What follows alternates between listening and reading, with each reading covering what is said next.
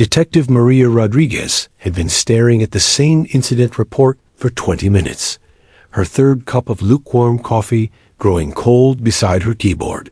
February 14th, 2023. Valentine's Day, and instead of romantic dinners and flowers, she was documenting the darker side of human nature. The fluorescent lights of the Denver Police Department's 3rd Precinct hummed overhead, casting harsh shadows across the empty desks of her colleagues, who had already called it a night. Her canine partner, Rex, lay sprawled across his designated mat beside her desk, his massive German Shepherd frame rising and falling with the steady rhythm of sleep.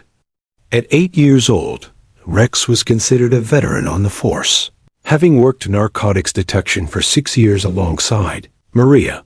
His dark brown and black coat gleamed under the artificial light, and even in sleep, his ears occasionally twitched.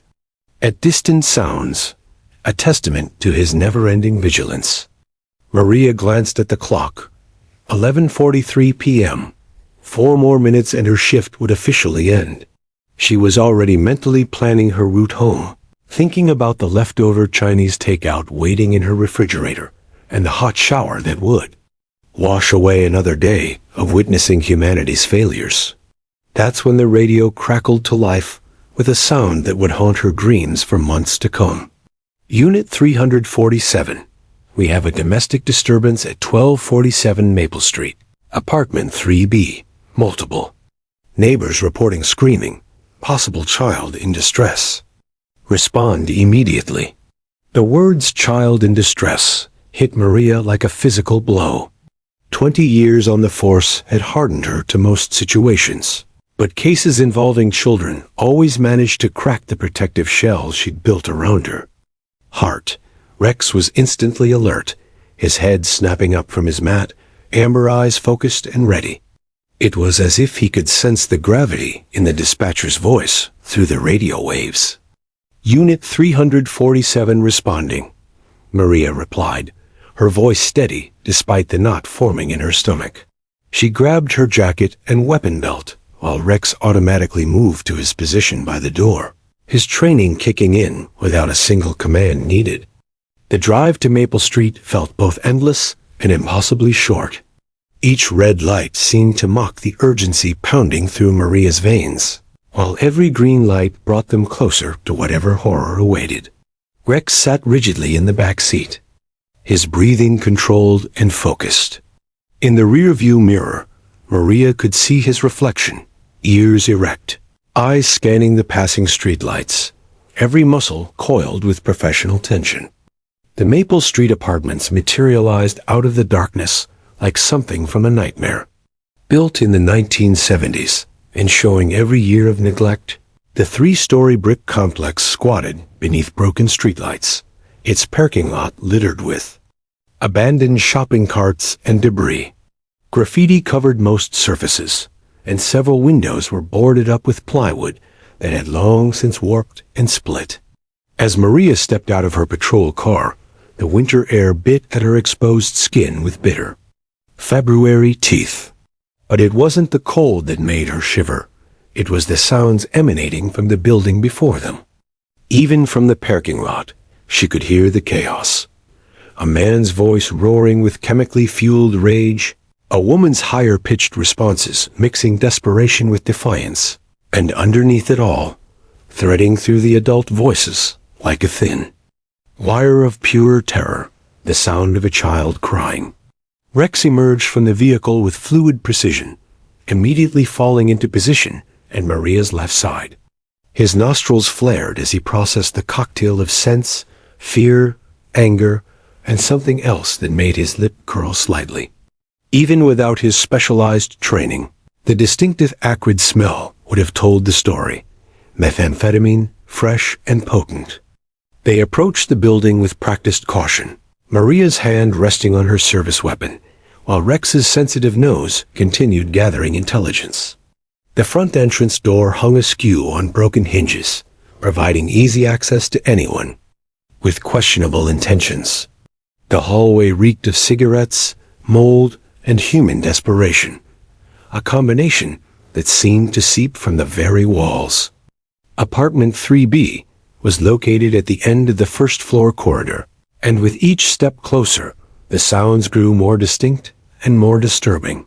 The man's voice was slurring now, his words barely coherent, but dripping with violence. The woman was pleading, her voice cracking with exhaustion and fear. But it was the third voice that stopped Maria in her tracks, high-pitched, wordless whimpering that spoke of terror too profound for a child's vocabulary to express. The apartment door stood partially open, as if someone had tried to close. It but failed to engage the latch properly. Through the gap, Maria could see flashes of movement, shadows dancing against walls lit by the flickering glow of a television. The smell of drugs was overwhelming now, mixing with the odor of spoiled food and unwashed bodies. Rex pressed closer to Maria's leg, not out of fear, but out of protective instinct.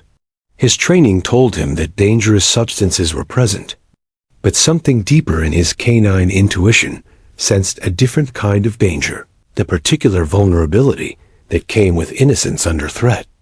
Maria took a deep breath and pushed the door fully open, her badge and weapon visible, but not yet drawn. "Denver Police," she announced in her strongest voice. "We're coming in." The scene that greeted them defied her 20 years of experience with human cruelty. The living room looked like a war zone. Furniture overturned, glass scattered across the floor, drug paraphernalia spread across every surface. Two adults in their late 20s were locked in a screaming match, their pupils dilated to pinpoints, completely oblivious to anything beyond their chemical-fueled rage. And there, in the midst of this chaos, was the source of those heartbreaking whimpers. Crouched beneath the kitchen table like a small animal seeking shelter from a storm, a little girl with matted blonde curls clutched a threadbare stuffed bunny to her chest. She couldn't have been more than 3 years old, her tiny frame dwarfed by the adult-sized catastrophe surrounding her. Her eyes, wide with terror and confusion, darted between the screaming adults and the new arrivals, trying to make sense of a world that had suddenly become incomprehensible. Those eyes would haunt Maria's dreams for months to come, not because of the fear they contained, but because of the recognition she saw flickering within them. This little girl understood, on some primal level, that her world had fundamentally shifted, that the people meant to protect her had become the source of her danger. Rex stood perfectly still beside Maria, his powerful frame radiating calm authority, in the midst of chaos. But his eyes were locked on the small figure under the table, and Maria could swear she saw something pass between them. An acknowledgement, a promise, a connection that transcended species and circumstance. Neither the detective nor her canine partner knew that this moment would change all their lives forever, that the tiny girl cowering in fear would one day stand before a judge and speak words that would transform how the justice system viewed its most vulnerable witnesses. All they knew was that here, in this broken home on this bitter February night, innocence was in danger, and they were the only things standing between a child and the complete destruction of her world. The silence that followed Maria's announcement felt deceptively peaceful, like the eye of a hurricane where destruction pauses to gather strength. For exactly 3 seconds, the two adults in the living room stopped their drug-fueled screaming, matched and turned toward the doorway with the glazed confusion of people trying to process reality through a chemical haze. David Williams, 28 years old with hollow cheeks and arms covered in track marks, stood swaying beside an overturned coffee table. His girlfriend Sarah Martinez, 26, and equally ravaged by addiction, clutched a broken picture frame against her chest, a family photo from happier times, now spiderwebbed with cracks that seemed to mirror their shattered lives. Both stared at Detective Rodriguez with the unfocused hostility of cornered animals. "Get out!" David suddenly roared, his voice cracking with paranoia-induced rage. "You can't just walk into our home. We got rights." The irony of calling this destroyed space a home wasn't lost on Maria. But she maintained her professional composure, even as her heart broke for the small witness to this chaos. Rex remained perfectly still beside Maria, but she could feel the tension radiating from his powerful frame. His nose twitched continuously, processing the overwhelming cocktail of scents: methamphetamine residue, unwashed bodies rotting, food, and beneath it all, the sharp tongue of fear that seemed to emanate from the kitchen table where their most important witness remained hidden. "Ma'am, sir, we need you to step away from each other and put your hands where we can see them," Maria commanded, her voice carrying the authority of 2 decades in law enforcement. But her eyes kept drifting to that small figure crouched beneath the table, partially obscured by shadows and her own terror. Emma Williams, though Maria wouldn't learn her name for another 20 minutes, pressed herself against the farthest table leg, her tiny body contorted into an impossible knot of self-protection. The stuffed bunny clutched in her arms was missing an ear, its pink fabric stained with what looked like grape juice and tears.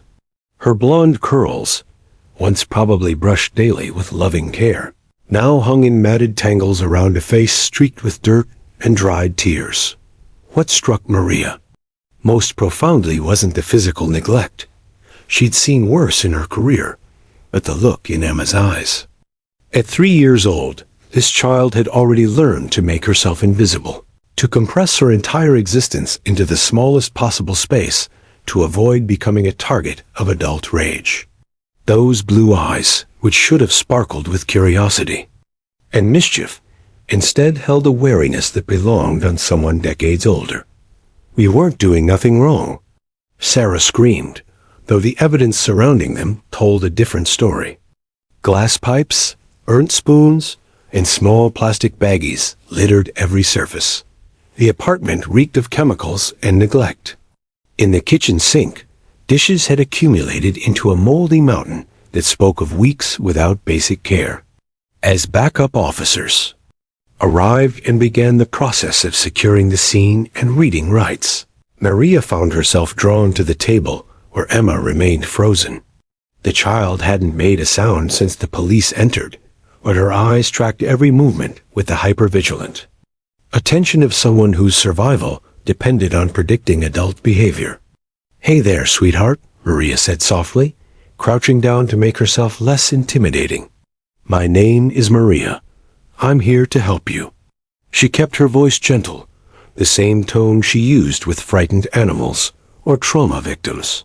But Emma only pressed herself further into the shadows. The stuffed bunny pulled tighter against her chest, like a shield against the world. Rex, trained to detect narcotics and assist in arrests, had never been formally educated in child psychology. But something deeper than training, some ancient canine instinct for protecting the vulnerable, told him this situation required a different approach than any he'd learned at the police academy.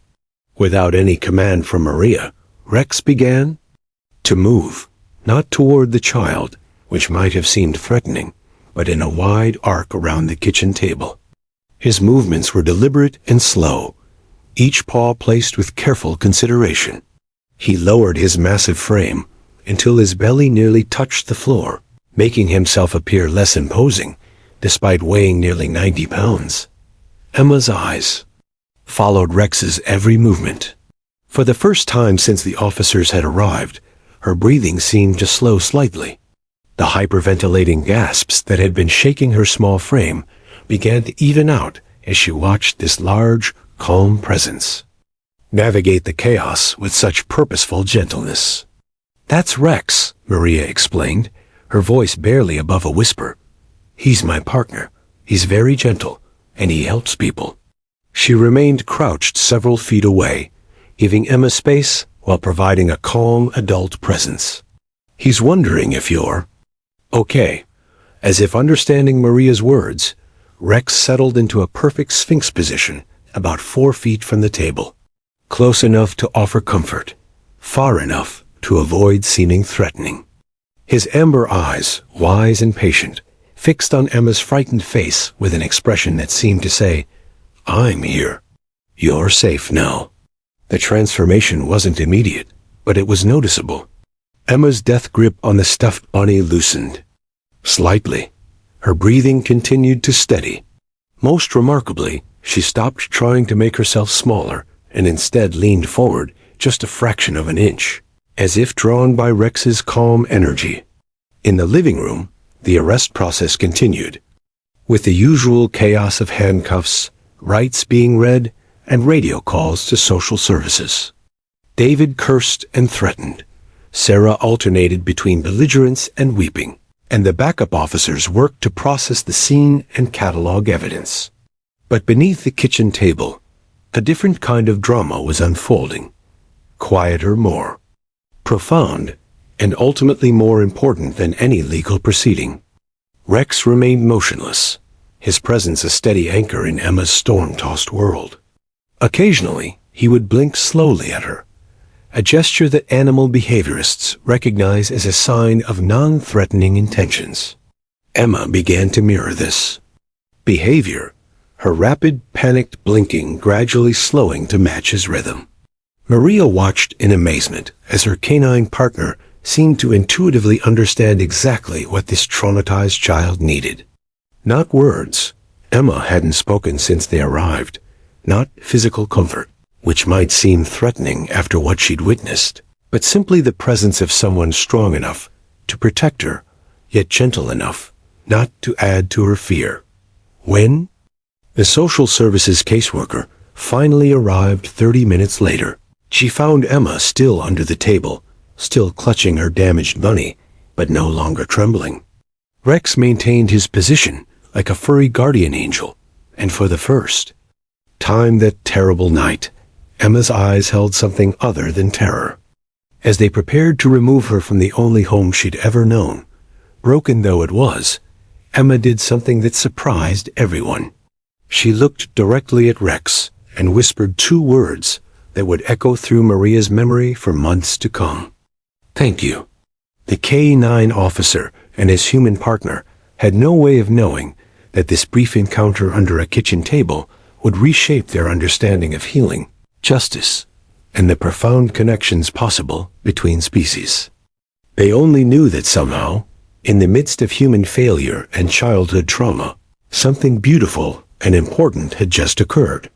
Emma Williams was about to begin the most difficult journey of her young life, but she would carry with her the memory of amber eyes that promised safety in a world that had suddenly become very dangerous indeed.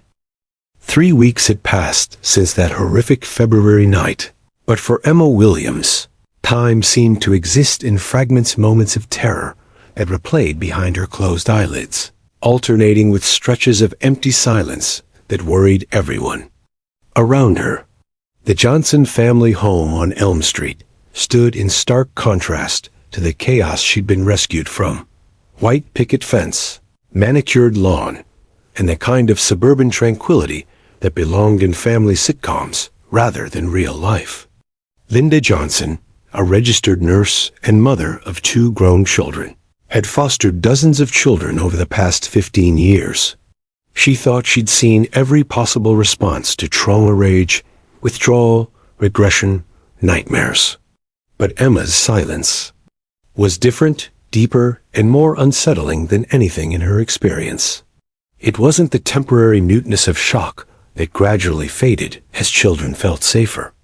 This was something more profound, as if Emma had retreated so far into herself that finding the way back seemed impossible.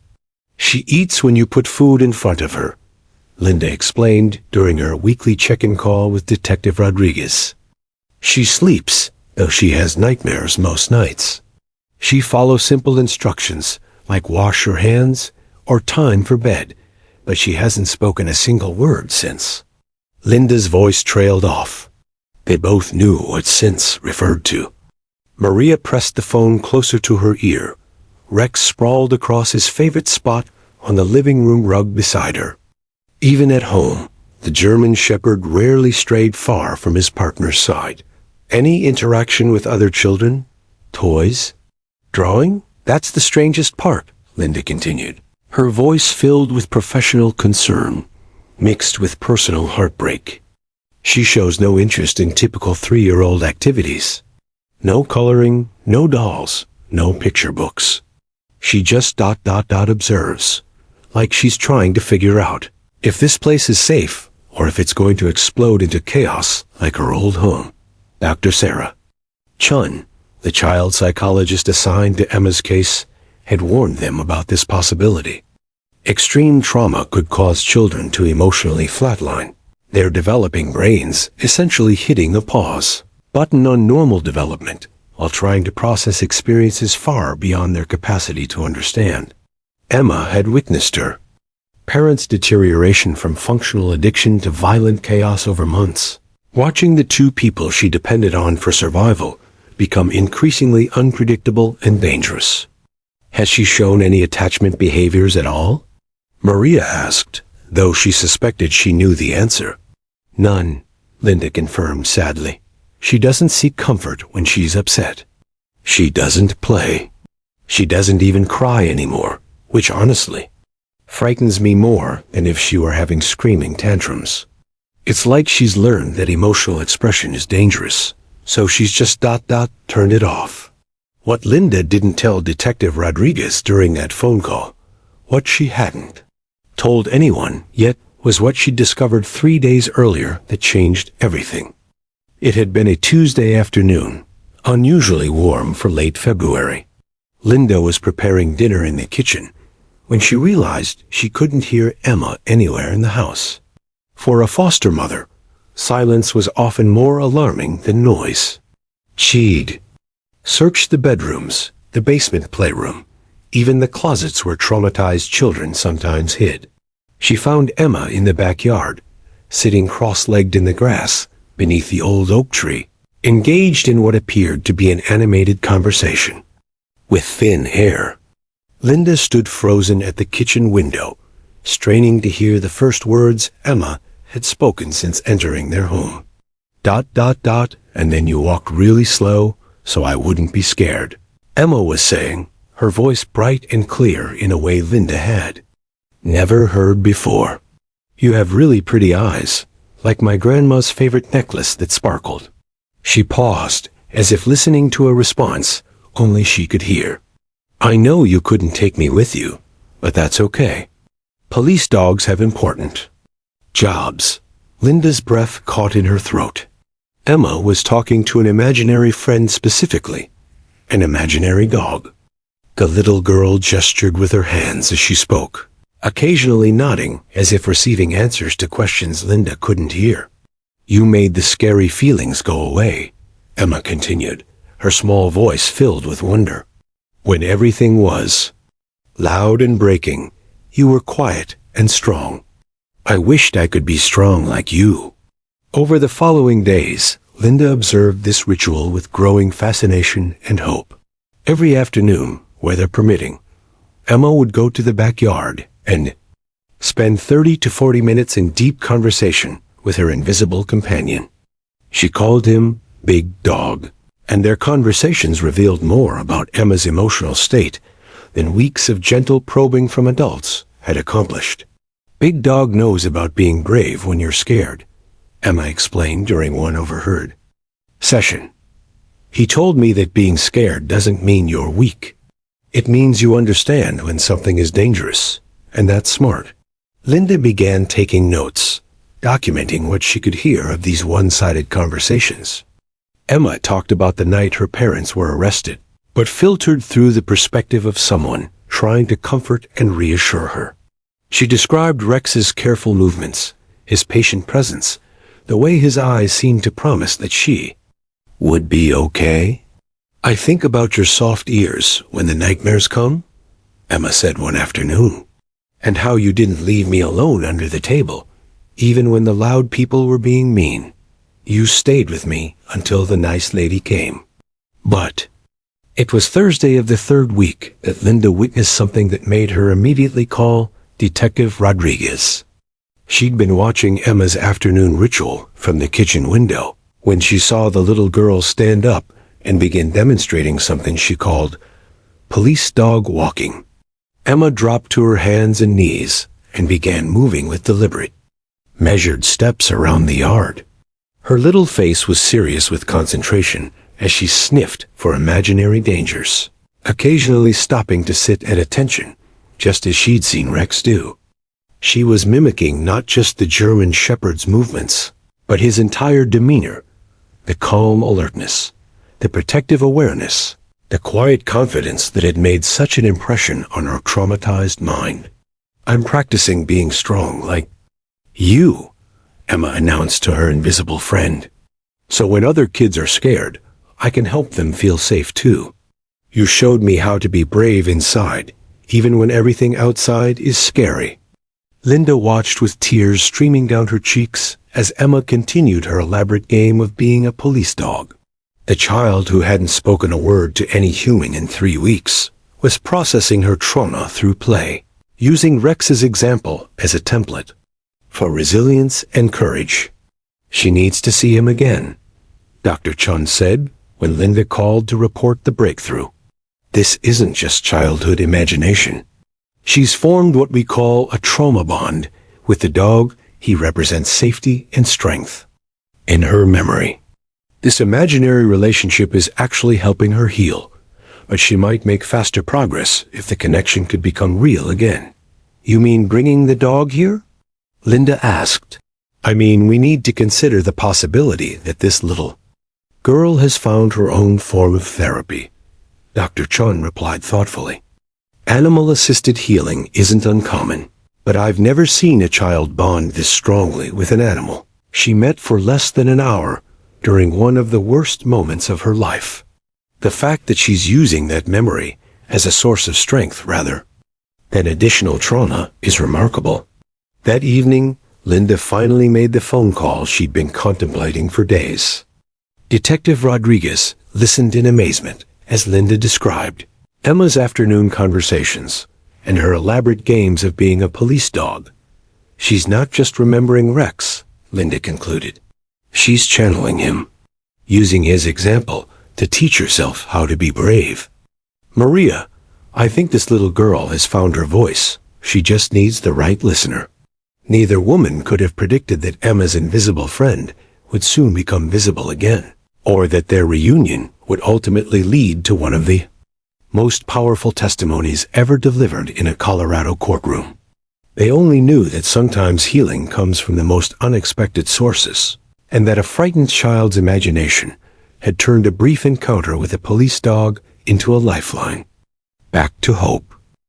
The Jefferson County Courthouse stood like a granite monument to justice on a crisp August morning, its imposing columns casting long shadows across the busy street where protesters had begun gathering before dawn.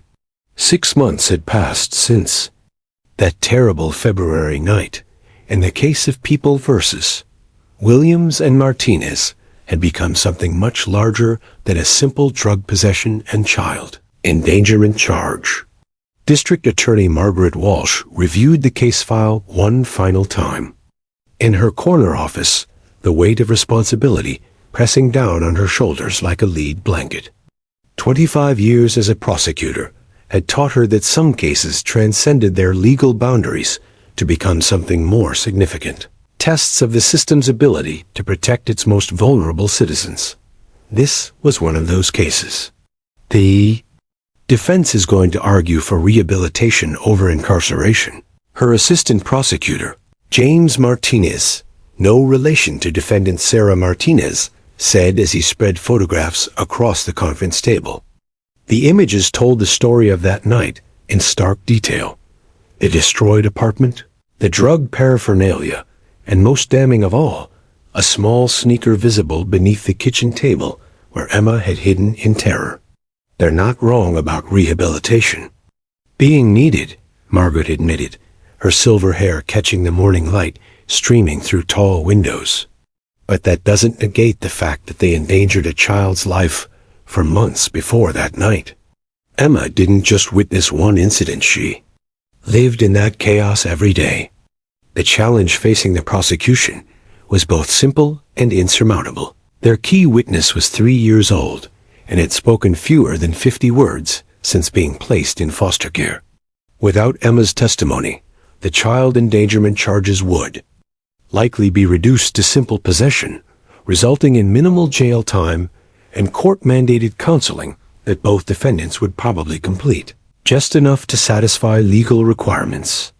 Across town in the public defender's office, attorney Rachel Norrison was fighting her own battle with the impossible ethics of defending clients whose actions she personally found reprehensible.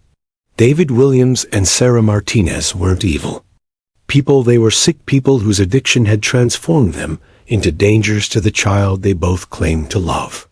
The tragedy was that underneath the drug-induced paranoia and violence, both parents genuinely wanted to get clean and rebuild their relationship with Emma. The prosecution's case is entirely circumstantial without the child's testimony, Rachel explained to her clients during their final pre-trial meeting. David sat hunched in his orange jumpsuit, 6 months of court-mandated sobriety having returned. Some clarity to his hollow eyes. Sarah clutched a tissue box, her hands shaking not from withdrawal this time, but from the crushing weight of what she'd put her daughter through. Can they really make a 3-year-old testify? Sarah asked, her voice barely audible. After everything we put her through, they're going to force her to relive it in front of strangers? The court has a right to compel testimony from witnesses, Rachel explained gently, though her own stomach turned at the thought of putting Emma through additional trauma. But there are protections for child witnesses.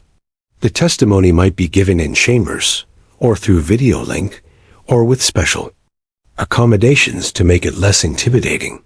What none of the attorneys knew yet was that victim advocate Michael Torres had been working behind the scenes on a solution so unprecedented that it would require approval from the highest levels of the Colorado court system. Torres had 20 years of experience helping crime victims navigate the legal process. But Emma's case had haunted him since their first meeting at the Children's Hospital. Torres had watched Linda Johnson's careful documentation of Emma's progress with growing excitement. The little girl wasn't just healing, she was developing remarkable emotional intelligence and empathy. Her imaginary conversations with Big Dog revealed a sophisticated understanding of courage, protection, and justice that would have been impressive in someone twice her age. She talks about fairness constantly, Linda had reported during their weekly meetings. She'll say things like, Big Dog wouldn't let anyone hurt kids because that's not fair. Or police dogs help people because helping is the right thing to do. She's processing complex moral concepts through this relationship. The breakthrough had come during Torres' 3rd visit to the Johnson home. Emma had finally spoken directly to him, but only after Linda mentioned that Torres worked with the police, the same police who had Big Dog as a partner. Is Big Dog okay? Emma had asked, her small voice filled with concern. Does he still help scared people? Yes, sweetheart, Torres had replied, his heart breaking at the worry in her blue eyes. Rex is still helping people every day. He's very good at his job. I want to help people too when I grow up, Emma had announced with startling determination. I want to be brave like Big Dog and make sure no kids have to hide under tables. That conversation had sparked an idea that Torres initially dismissed as too radical, too unprecedented, too risky. But as he researched similar cases across the country, he discovered a growing movement toward animal-assisted therapy in legal proceedings. Several states had begun allowing specially trained courthouse dogs to provide emotional support for traumatized witnesses. The concept wasn't entirely new. Therapy animals had been used in hospitals, schools, and treatment centers for decades. But bringing a police dog into a courtroom to support a child witness was uncharted territory that would require convincing skeptical judges, prosecutors, and defense attorneys that the arrangement wouldn't compromise the integrity of the legal process. Judge Patricia Sullivan, who had been assigned to the case, was known for her innovative approaches to justice and her particular sensitivity to cases involving children. She had 22 years on the bench and had seen the limitations. of traditional courtroom procedures when dealing with traumatized witnesses.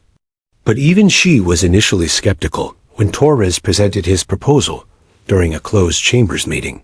"You want to bring a police dog into my courtroom during testimony?" Judge Sullivan asked, her eyebrows raised in disbelief. "Mr. Torres, I've allowed therapy dogs in chambers for interviews, but this would be an open court in front of a jury. The defense will argue it's prejudicial, that seeing a police dog will bias the jury toward believing the prosecution's case." "Your Honor," Torres replied, his voice steady despite his racing heart, "this isn't about helping the prosecution or the defense. This is about giving a traumatized child the support she needs to tell her truth. We have documented evidence that Emma's connection to this specific dog has been the primary factor in her emotional recovery. Without that support, we may never hear her side of the story." The legal arguments went back and forth for hours. Prosecutor Walsh argued that Emma's testimony was crucial for protecting other children who might be endangered if the defendants received minimal sentences. Defense attorney Morrison contended that the presence of a police dog would create an atmosphere of authority and intimidation that would prejudice the jury against her clients. But it was Judge Sullivan's final question that cut to the heart of the matter. What serves the interests of justice better, maintaining traditional courtroom procedures or ensuring that a child victim has the support necessary to participate in her own case? The answer would determine not just the outcome of Emma's case, but potentially set a precedent that would influence how courts across the nation handled cases involving traumatized child witnesses. As August stretched toward September and the trial date approached, everyone involved understood they were about to participate in something that would extend far beyond the walls of one Colorado courtroom. Emma Williams, now 4 years old and thriving in the Johnson family's care, continued her daily conversations with her imaginary big dog, unaware that her healing journey was about to intersect with legal history. Her foster mother Linda documented each breakthrough, each moment of progress, building a record that would soon convince a judge that sometimes the most profound justice comes from the most unexpected sources.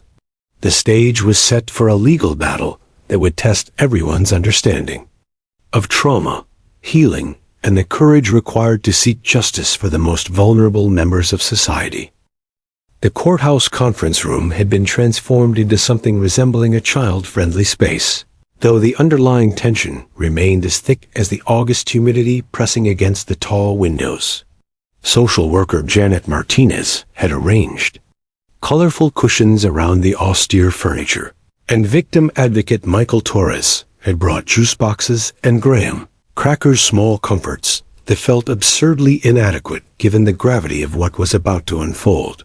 Emma Williams, now 4 years old and 3 inches taller than she'd been 6 months ago, sat on Linda Johnson's lap with a careful composure that had become her trademark.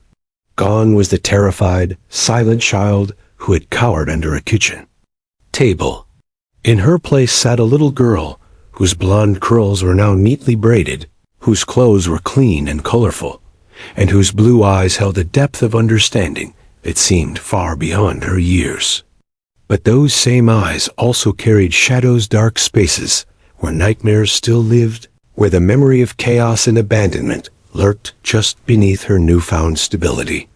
Dr. Sarah Chun had warned everyone that Emma's apparent progress was remarkable, but fragile. The wrong trigger, the wrong environment, could send her spiraling back into the protective silence that had been her refuge for so many weeks. "Remember, sweetheart," Linda whispered into Emma's ear, "we're just here to visit with some friends today.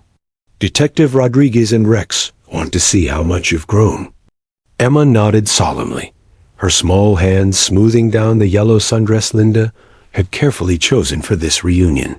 Yellow was Emma's new favorite color, bright like sunshine, she'd explained, like the feeling she got when she talked to Big Dog in her imagination. She'd been talking about this meeting for 3 days straight, ever since Linda had explained that the police dog from that scary night wanted to see her again. District Attorney Margaret Walsh observed from the corner of the room, her legal pad balanced on her knee as she took careful notes. This wasn't just a reunion. It was a crucial assessment of whether Emma could handle testifying in court. If this meeting went poorly, if seeing Rex triggered traumatic memories instead of positive ones, they might have to proceed without Emma's testimony, significantly weakening their case against her parents. Defense attorney Rachel Morrison sat across the room, equally invested in the outcome, but for different reasons. If Emma proved too traumatized to testify effectively, it would benefit her clients legally. But as a mother herself, Rachel found herself hoping the little girl would find peace and healing, regardless of the legal implications. The door opened precisely at 2 p.m., and Detective Maria Rodriguez entered with the careful deliberation of someone who understood she was participating in something extraordinary. Behind her, moving with the same measured grace that had comforted a terrified child 6 months earlier, came Rex. The German shepherd had been thoroughly briefed, if such a thing were possible for a dog. Maria had spent extra time with him that morning, ensuring he was calm and focused. Rex seemed to sense the importance of this meeting. His usual alert scanning of new environments was subdued, replaced by an almost gentle attentiveness. For a moment that felt suspended in time, Emma and Rex simply looked at each other across the conference room. The adults held their breath, watching for signs of fear, trauma, regression. Instead, something magical happened that would be recounted in legal circles for years to come. Emma's face transformed. The careful composure melted away, replaced by pure, unfiltered joy. Her mouth fell open in amazement, as if she couldn't quite believe that her imaginary friend had suddenly materialized in front of her. Then, in a voice crystal clear and filled with wonder, she whispered the words that brought tears to every adult eye in the room. "Big dog, you're real." She slipped off Linda's lap and took 3 careful steps toward Rex, then stopped and looked at Detective Rodriguez with the polite uncertainty of a child who had learned to ask permission before acting on her impulses. Can I say hello to him?" Emma asked, her voice trembling with excitement rather than fear. Maria knelt down to Emma's eye level, her own voice thick with emotion. "Of course, sweetheart. Rex has been hoping to see you again, too." What happened next defied every expectation, every fear, every concern that had been raised about this reunion. Emma approached Rex with the confidence of someone greeting an old friend, her small hand extending toward his massive head with complete trust. Rex remained perfectly still, allowing her to touch his soft ears, to run her fingers through his thick coat, to whisper things that only he could hear. "I knew you were real," Emma said, her voice filled with satisfaction. "I knew you weren't just in my imagination. You're exactly like I remembered, big and strong and safe." Court reporter Susan Park, who had seen thousands of legal proceedings in her 20-year career, later said she had never witnessed anything more moving than watching Emma wrap her small arms around Rex's neck while the dog remained perfectly still, as if he understood his role as protector and comforter. But it was what Emma said next that truly shocked everyone in the room and provided the first glimpse of how profoundly their connection had affected her healing process. "I've been practicing being brave like you," Emma announced to Rex with the seriousness of someone reporting on important work. "Linda says I'm getting really good at it. I help other kids at daycare when they're scared, just like you helped me." Dr. Chun leaned forward, fascinated by this revelation. "Can you tell us more about that, Emma?" Emma looked up at the psychologist with clear, confident eyes. "When kids get upset or someone's being mean, I remember how Big Dog stayed calm and made me feel safe, so I try to do that too. I don't get scared anymore like I used to." She turned back to Rex, placing both small hands on either side of his large head in a gesture so intimate and trusting that Linda Johnson had to wipe tears from her eyes. "Thank you for teaching me how to be strong inside," Emma said to Rex, with the gravity of someone delivering an important message. "I want to help other kids like you helped me. Will you teach me more?" As if he understood every word, Rex leaned forward and gently nuzzled Emma's cheek with his nose, gesture so tender that even the hardened legal professionals in the room felt their hearts skip a beat. The reunion continued for another 30 minutes, with Emma showing Rex the pictures she'd drawn of him, telling him about her new family, and explaining in remarkable detail how thinking about him had helped her through the scary times. She demonstrated the police dog walk she'd perfected in the Johnsons' backyard, crawling on hands and knees around the conference room, while Rex watched with what could only be described as approving attention. Most remarkably, Emma began talking about the night they'd first met, not with the terror and confusion that had marked her early attempts to process the trauma, but with the perspective of someone who had found meaning and strength in what could have been only devastation. "That night was very scary," she told Rex matter-of-factly, "but you showed me that even when bad things happen, there are still good people who help. You were the good in my bad night." As the meeting concluded, and plans were made for Emma to visit Rex again before the trial, everyone present understood they had witnessed something extraordinary. This wasn't just a child recovering from trauma. This was a demonstration of resilience, healing, and the profound impact that one moment of genuine connection can have on a human life. Judge Patricia Sullivan, who had been observing from behind a one-way window, made her decision that afternoon. Emma Williams would testify in her courtroom, with Rex beside her, regardless of the legal precedent it might set. Some things, she realized, were more important than conventional procedure. Their reunion had proven beyond doubt that Emma and Rex belonged together in that courtroom, that their connection was not only healing but empowering, and that sometimes the most profound justice comes from allowing healing and legal process to work together rather than in opposition. As they prepared to leave, Emma turned to address the room full of adults with a maturity that left everyone speechless. "I'm ready to tell my story now. Big Dog taught me that telling the truth is how you protect other people from getting hurt." The Jefferson County Courthouse had never seen anything quite like the scene unfolding in Courtroom 3A on the morning of September 15th, 2023. By 8 a.m., 2 hours before proceedings were scheduled to begin, a line of spectators stretched around. The block legal professionals, child advocacy groups, journalists, and curious citizens, all hoping to witness what many were calling a watershed moment in victim rights law. Judge Patricia Sullivan arrived earlier than usual, using the quiet morning hours to review the unprecedented arrangements one final time. In her 22 years on the bench, she had overseen thousands of cases, but never one that required her to balance legal precedent against human compassion quite so delicately. The decision to allow Rex in her courtroom hadn't come easily. It had required consultations with legal scholars, child psychologists, and even veterinary behaviorists to ensure every angle had been considered. The prosecution team gathered in their assigned conference room at 8:30 a.m., the weight of 6 months of preparation evident in their careful movements and quiet conversations. District Attorney Margaret Walsh had prosecuted hundreds of child endangerment cases, but none had felt quite so personal or carried such broad implications for future proceedings. "The defense will object to Rex's presence the moment Emma enters the courtroom," warned Assistant Prosecutor James Martinez, reviewing his notes one final time.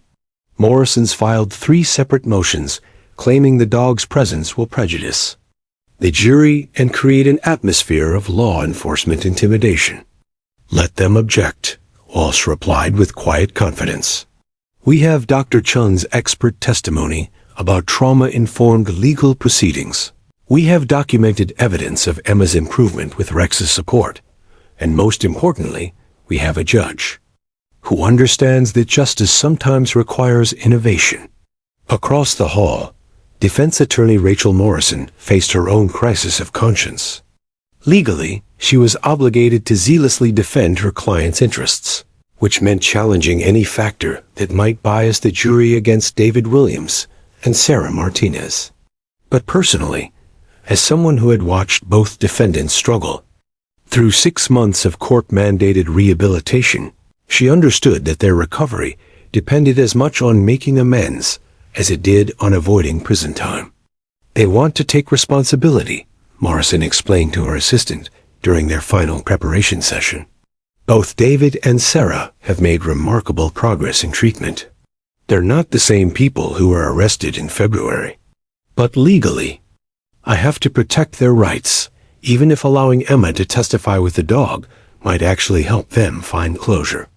The gallery began filling at 9:15 a.m., an unusual mix of observers, creating an electric atmosphere that court reporter Patricia Mills later described as like opening night at the theater, but with life-changing consequences. Reporters from local news stations set up their equipment, while representatives from children's advocacy groups whispered among themselves about the potential national implications. Dr. Sarah Chun took her designated seat in the expert witness section. Her research, notes organized in careful stacks that represented months of documenting Emma's progress. As the child psychologist who had guided Emma's recovery, she understood better than anyone what was at stake. This wasn't just about one little girl's ability to testify.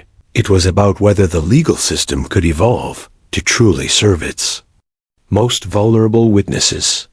At 9:45 a.m., Detective Maria Rodriguez arrived with Rex, both of them carrying themselves with the professional calm that marked veteran law enforcement officers. Rex wore his official K9 vest, and Maria had spent extra time that morning ensuring his appearance was impeccable. She understood that they weren't just entering a courtroom, they were walking into legal history. "Easy, partner," Maria whispered to Rex as they took their position near the witness stand. "This is the most important job we've ever had." Rex's amber eyes scanned the crowded courtroom with his usual alertness, but there was something different in his posture, gentle attentiveness that suggested he somehow understood the gravity of what was about to unfold.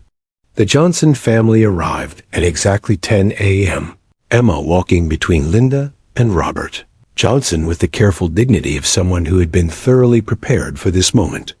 She wore a soft blue dress that Linda had chosen specifically, because Emma said it reminded her of Big Dog's calm feelings, and her blonde hair was braided with small ribbons that caught the morning light streaming through the courthouse windows. Emma's transformation over the past 7 months was evident to everyone who had known her during those early, silent weeks. Gone was the hollow-eyed, terrified child who had hidden under a kitchen table. In her place walked a 4-year-old who carried herself with remarkable poise, whose clear blue eyes showed both intelligence and determination. But what struck observers most profoundly was the moment Emma spotted Rex across the courtroom. Her carefully maintained composure cracked, just slightly, revealing the little girl beneath the brave exterior. A smile spread across her face, not the practiced politeness she'd learned to show adults, but the genuine joy of someone seeing their closest friend. "There's Big Dog," she whispered to Linda, her voice carrying clearly in the suddenly silent courtroom. "He came to help me tell my story." Judge Sullivan called the court to order at 10:15 a.m., her voice carrying the authority of someone who understood she was about to oversee something unprecedented. The legal arguments about Rex's presence were brief, but intense. Morrison's objections were passionate and well-reasoned. Walsh's responses were equally compelling, and Judge Sullivan's ruling was delivered with the calm certainty of someone who had spent sleepless nights ensuring she was making the right decision. This court recognizes that traditional procedures, while important, must sometimes yield to the higher calling of ensuring justice for all victims, Judge Sullivan announced. "The dog will remain." As Emma was called to the witness stand, the courtroom held its collective breath. She walked forward with steady steps, her small hand trailing along Rex's flank as he paced beside her with perfect discipline. When she climbed onto the witness chair, Rex positioned himself exactly where they had practiced, close enough to provide comfort. Positioned so Emma could easily see him, but not so close as to interfere with the legal proceedings. A moment. Emma's small hand found Rex's head. Something electric seemed to pass through the courtroom. This wasn't just a child about to testify. This was the embodiment of resilience, healing, and the power of connection to transform trauma into strength. Prosecutor Walsh approached with the careful deliberation of someone who understood she was about to make legal history. Her first questions were gentle, designed to help Emma settle into the unfamiliar environment and demonstrate her competency as a witness. "Can you tell us your name, sweetheart?" "Emma Marie Williams," came the clear, confident reply that marked the beginning of testimony that would be studied in law schools and referenced in courtrooms across the nation for years to come. As Emma's small voice began to fill the courtroom, everyone present understood they were witnessing something far more significant than a single trial. They were seeing the legal system evolve in real time, adapting to better serve those who needed justice most, but had the smallest voices to demand it. The moment of truth had arrived, and Emma Williams, supported by her four-legged guardian angel, was ready to speak words that would shock everyone in that courtroom and change how America thought about justice for its most vulnerable citizens. The courtroom existed in a bubble of suspended time as Emma Williams settled into the witness chair, her small frame dwarfed by the formal judicial setting, yet somehow commanding the attention of every person present.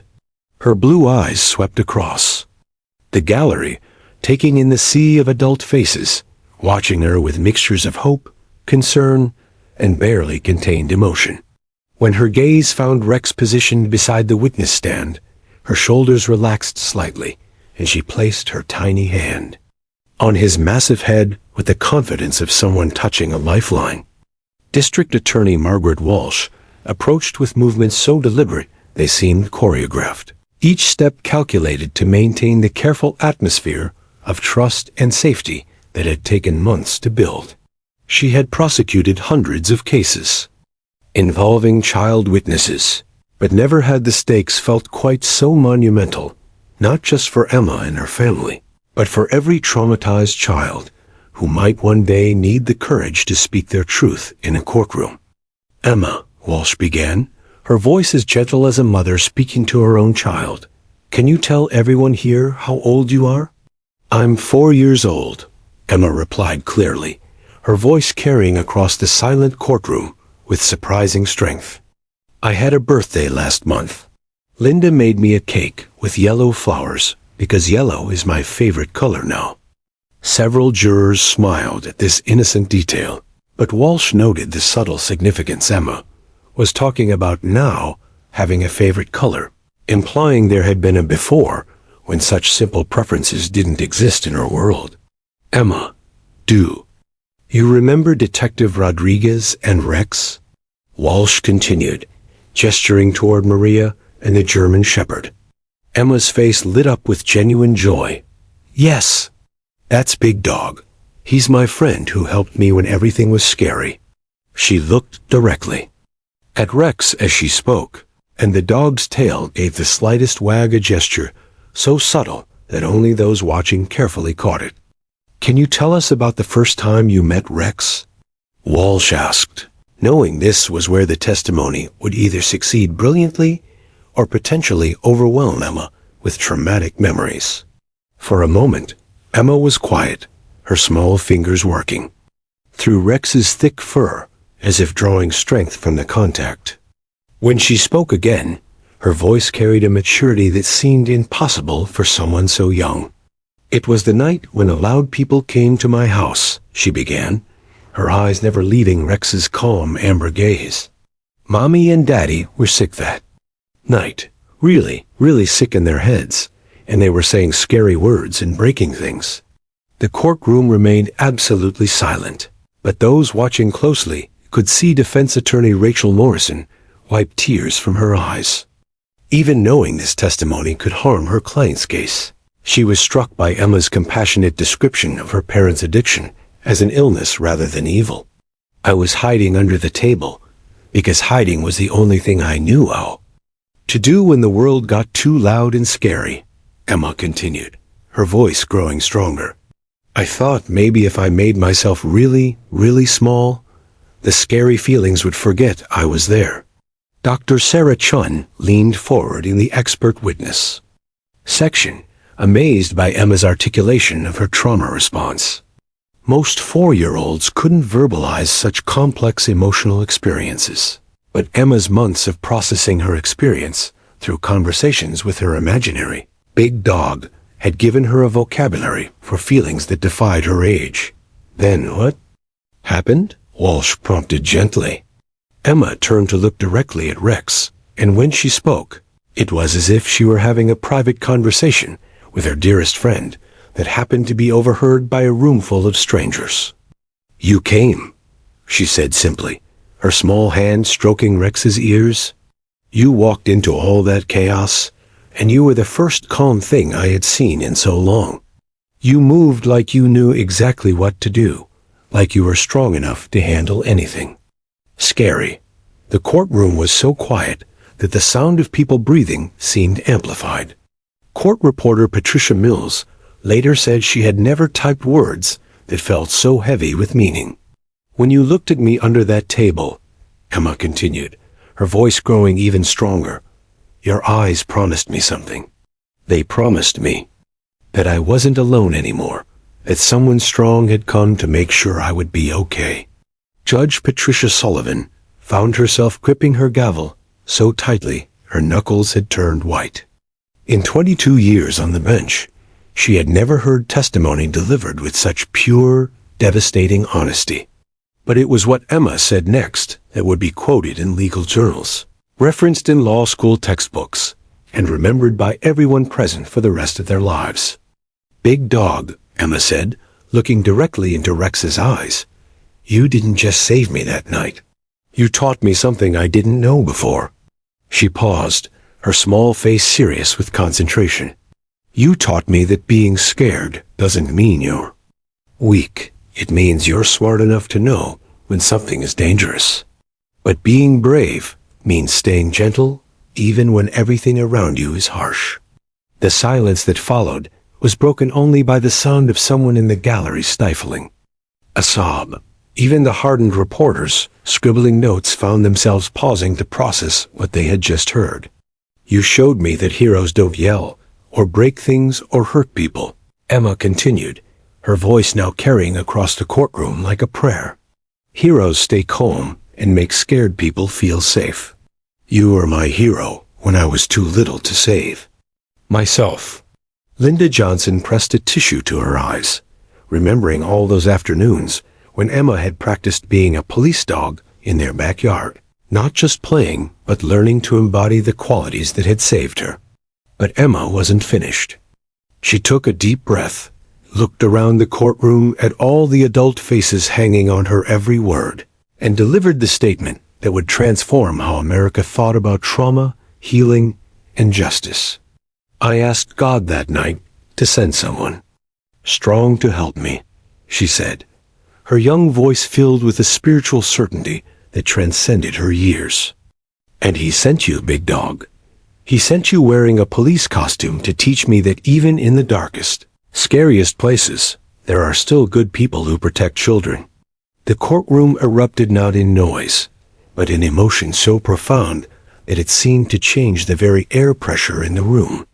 Jurors wiped their eyes openly. Attorneys forgot their adversarial roles. And even the court security officers found themselves moved by words spoken with such devastating simplicity and truth. When I grow up, Emma concluded, her hand still resting on Rex's head, I want to be like you. I want to help scared children remember that they're not alone, that there are people in the world whose job is to keep them safe.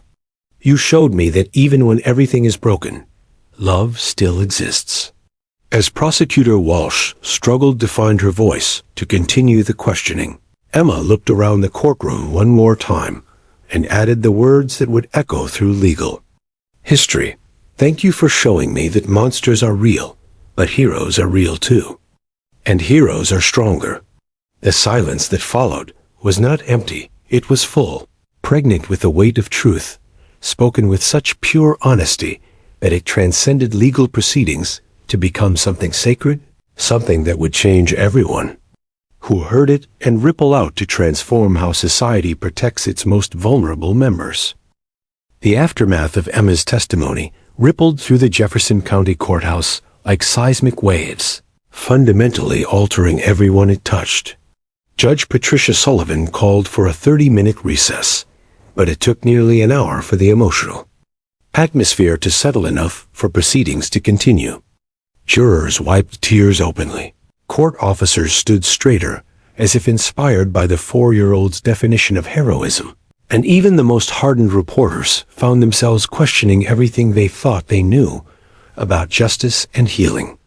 In the hallway outside Courtroom 3A, defense attorney Rachel Morrison made a decision that would define the rest of her legal career.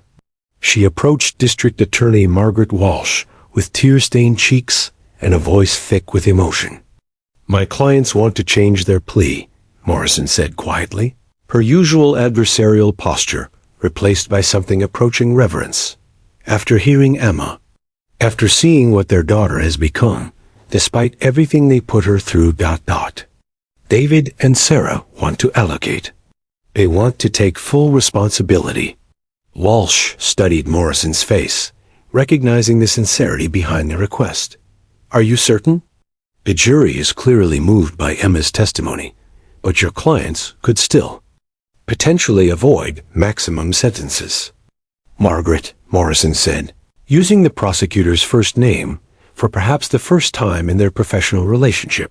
That little girl just taught a room full of adults what true courage looks like. My clients want to honor that. They want to be worthy of the daughter they nearly destroyed. When court reconvened, the guilty pleas were entered with a solemnity that spoke to the profound impact of Emma's words. David Williams and Sarah Martinez stood before Judge Sullivan with the hollow-eyed humility of people who had seen themselves reflected in their daughter's testimony and been shattered by the recognition. Your Honor, David said, his voice barely audible, we heard our daughter describe us as skick instead of evil. She showed us mercy we don't deserve. We want to spend the rest of our lives trying to become the parents she deserves, even if we can't ever undo the damage we've done. The sentencing phase, conducted 3 weeks later, would become a landmark in restorative justice. Judge Sullivan sentenced both parents to 5 years in prison, but structured the sentences around intensive rehabilitation programs, family therapy, and a requirement that they spend 500 hours annually speaking to other addicted parents about the consequences of their choices. But the true impact of Emma's testimony extended far beyond one courtroom in Colorado. Within 6 months, the Emma Protocol, as legal scholars began calling it, was being studied and implemented in family courts across the nation. Colorado formally recognized facility dogs in courtroom proceedings, with Rex becoming the state's first certified courthouse therapy dog. The program quickly expanded, with other police departments training dogs specifically for victim support, rather than law enforcement duties. Detective Maria Rodriguez found herself traveling to conferences across the country, sharing Emma and Rex's story with prosecutors, judges, and victim advocates who were revolutionizing how the legal system served traumatized witnesses. Rex, now 8 years old and approaching retirement from active police work, seemed to understand his new role with the same dedication he'd brought to narcotics detection. He's taught me more about justice than 20 years of law enforcement ever did, Maria told a packed auditorium at the National Conference on Victim Rights in Washington, D.C. Sometimes the most profound police work happens not through force or authority, but through simple presence and compassion. The Johnson family officially adopted Emma on a crisp October morning, 6 months after the trial, with Rex serving as an honored witness to the ceremony. Emma, now 5 years old and thriving in kindergarten, had been carefully prepared for this transition from foster care to permanent family, though the Johnsons had been her true family in every way that mattered. For over a year. "I want to keep my name Emma Williams," she announced during the adoption hearing, displaying the same thoughtful determination that had marked her courtroom testimony. "But I want to add Johnson too, because they're my heart family. And I want Rex to be my honorary big brother." Judge Sullivan, who had specifically requested to oversee the adoption, smiled as she signed the papers that made Emma Williams Johnson an official member of her forever family. "I think that can be arranged," she said, noting Rex's gentle presence in the courtroom, where he had helped make legal history. Emma's monthly visits with Rex became legendary among court staff. The little girl who had once hidden under a kitchen table in terror now walked the courthouse halls with the confidence of someone who understood her own strength. She would bring Rex drawings of their adventures, tell him about her progress in school, and update him on her plans to become a helper person when she grew up. "I want to work with scared kids like you work with scared kids," she told Rex. During one of their visits, her small hand stroking his graying muzzle. "Maybe I'll be a doctor for feelings, or a police person, or a teacher. But whatever I do, I want to help people remember they're not alone." Dr. Sarah Chun documented Emma's continued development in what would become a groundbreaking longitudinal study on trauma recovery in children.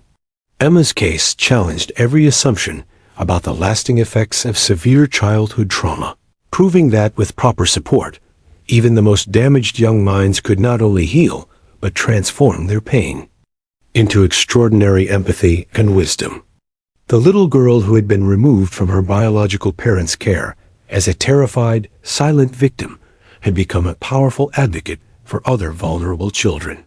At age 7, Emma began volunteering with her adoptive mother Linda at a local children's shelter, helping frightened new arrivals feel safe and heard.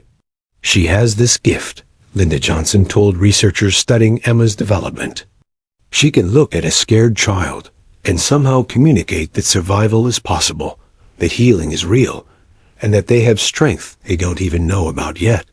Rex lived to the remarkable age of 13, spending his retirement years as a full-time therapy dog, visiting schools, hospitals, and courtrooms where traumatized children needed his calm presence. When he finally passed peacefully in his sleep, surrounded by the Rodriguez and Johnson families, Emma spoke at a memorial service attended by hundreds of lives he had touched. "Big Dog taught me that heroes don't wear capes," 9-year-old Emma sighed, standing confidently before the crowd gathered to honor Rex's life. "They wear fur or police uniforms or foster mom clothes or judge robes. Heroes are anyone who sees someone scared and decides to help them feel safe."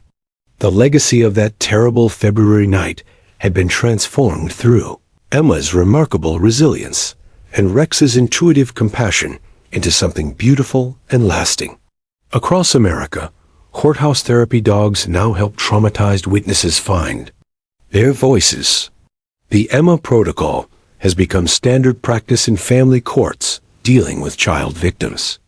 Most importantly, Emma Williams Johnson, now a confident young woman pursuing a degree in social work, continues to live the lesson Rex taught her, that even in the darkest moments, love and courage can create light.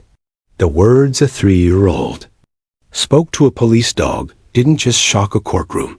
They changed how an entire nation protects its most vulnerable citizens, proving that sometimes the smallest voices carry the most powerful truths.